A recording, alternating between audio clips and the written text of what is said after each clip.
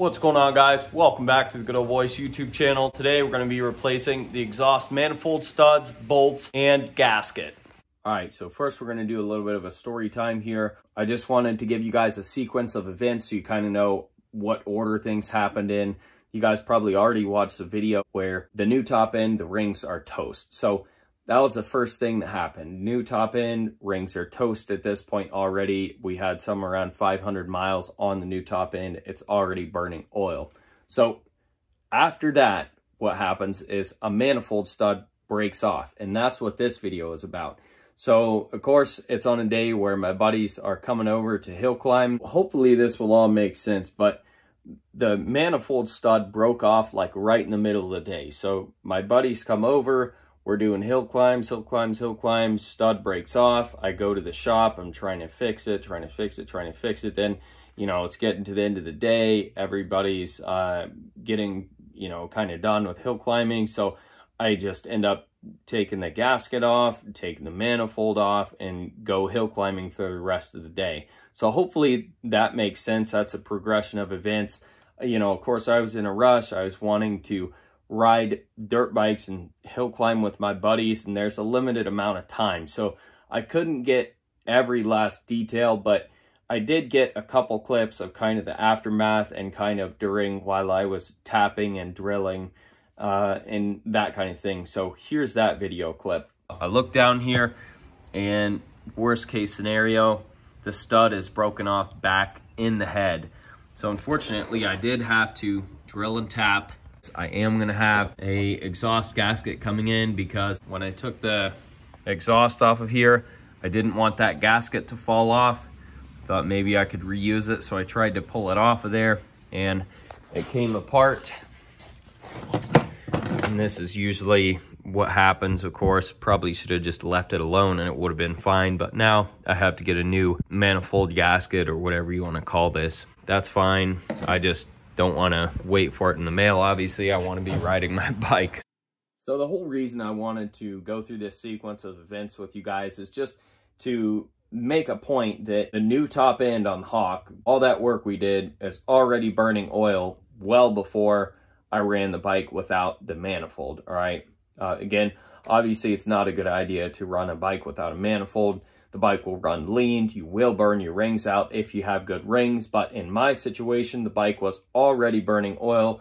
So I'm not going to see any repercussions for running the bike for a few minutes without the manifold on it. I mean, the thing already needs rings, so it's not a big deal. Before we move on, I am going to show you guys a quick clip of me hitting the hill climb with no manifold on the bike.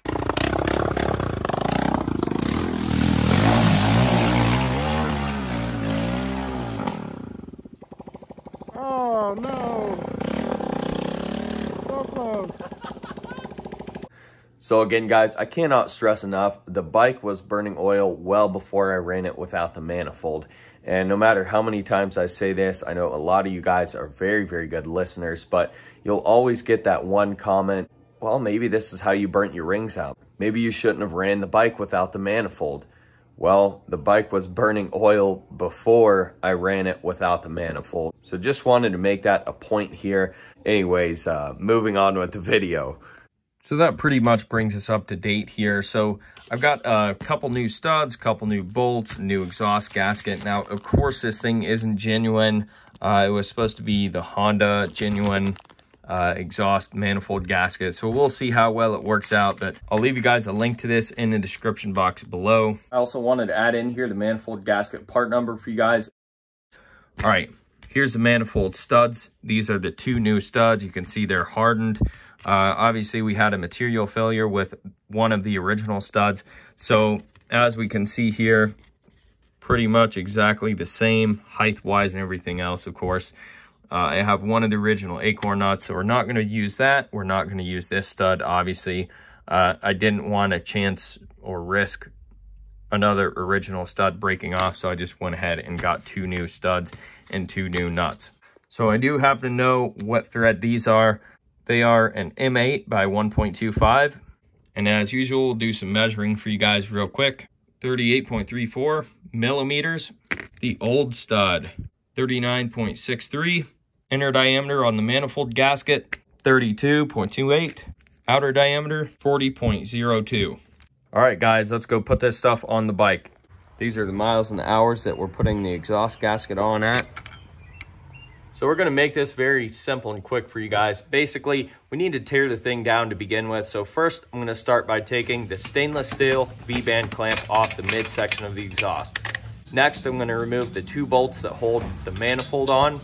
Next, we're gonna remove the manifold. We're gonna remove the old gasket. Make sure everything's cleaned up and in order. We'll reinstall the new manifold gasket, the new manifold studs. Keep in mind, you want to put NICs on these new manifold studs and nuts. Once those are in place, we can go ahead and put the manifold back on the bike.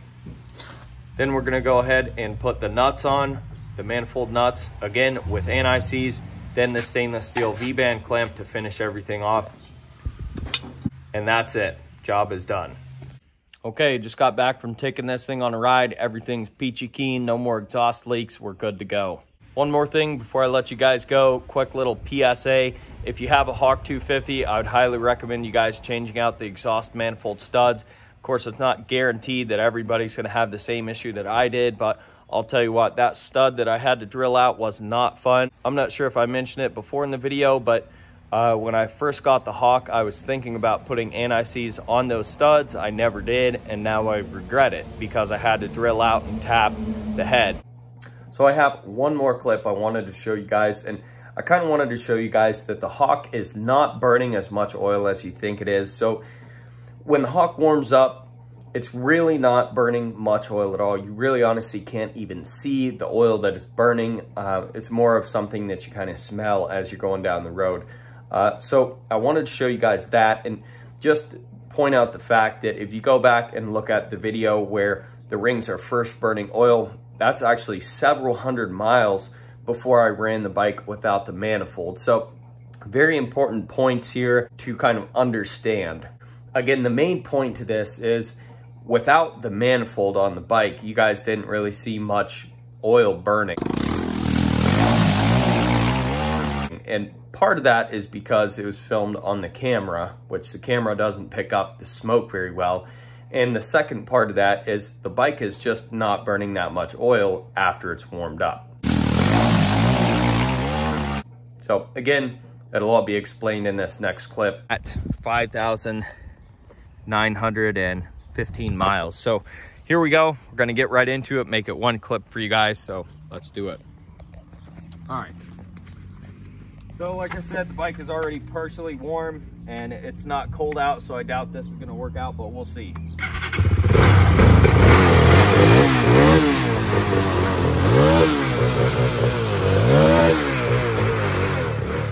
it's not really working out, but that's okay.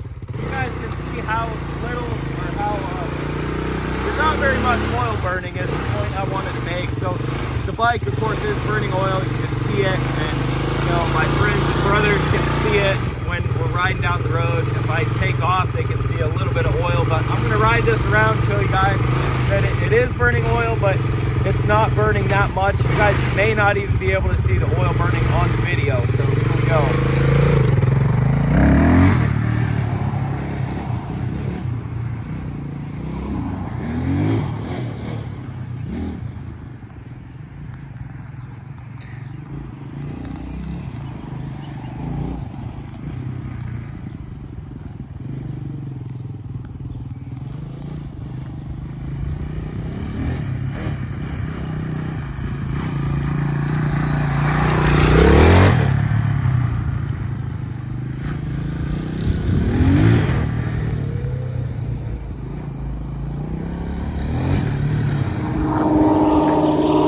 Quick explanation of what's going on here. So number one, pay attention to the miles. This is actually a couple miles after I took this first video you guys just watched. So you could clearly see the bike was not burning much oil at all. Now in this next clip, you're gonna see the bike is burning oil like a freight train. So two things that causes that to happen. Number one, the bike being cold.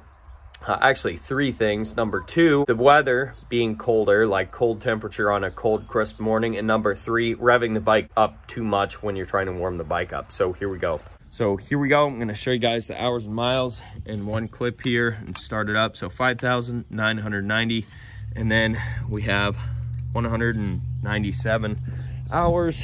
All right. I'm going to set you guys back here. And I think you guys will be able to see the smoke out of the exhaust pipe best from this angle. So here we go.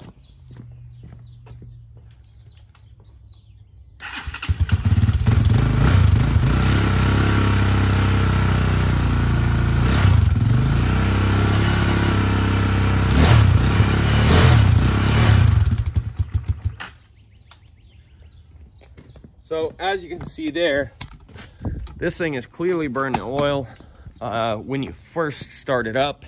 Now again, that clears up quite a bit, and you know, this bike is no different than it was the day before when I took the other video.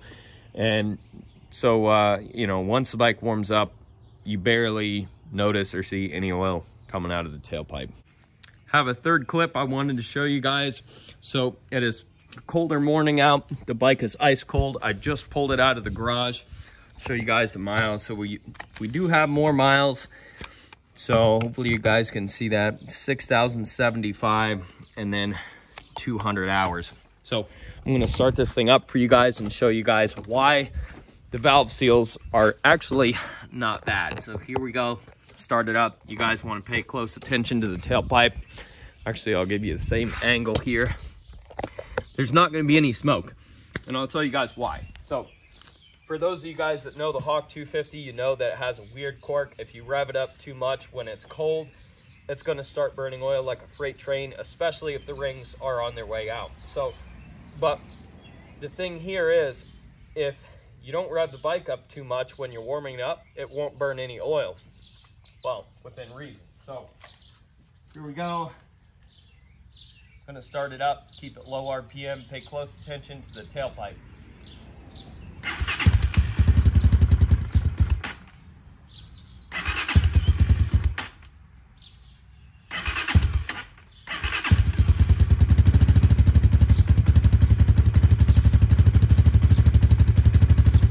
You guys can tell it's cold because it keeps shutting off, not wanting to run.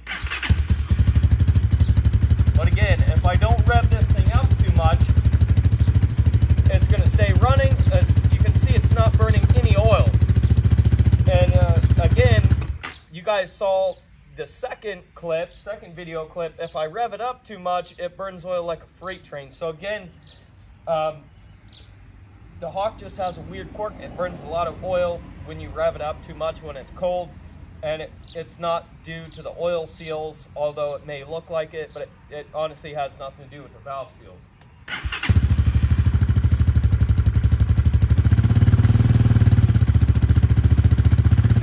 And again, you know, it's not burning very much oil. I can smell it, but again, you guys can't see it.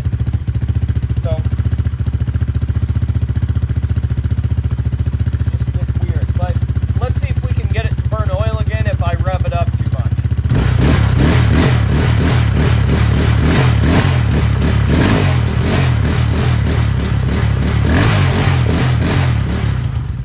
So not too much. Honestly, it only burns oil like a freight train if you rev it up like immediately right when you start it up. And again, the rings have to be, you know, going out or on their way out, or partially bad for that to happen. So again, it's just a quirk of the Hawk 250 and has nothing really to do with the valve seals. Again, you guys have a lot of great suggestions, and that's one of them. And the way the videos are edited, you guys, I could understand why you would think it's the valve seals, but again, it's more than likely not the valve seals. You guys will see that when we go ahead and put new rings in this thing. It's not going to be burning oil anymore. That's it, guys. I want to thank you guys for watching. Don't forget to rate, comment, and subscribe. Check out that description box below. There'll be lots of other Hawk 250 videos like this, link down there. We'll catch you guys on the next video. Woo!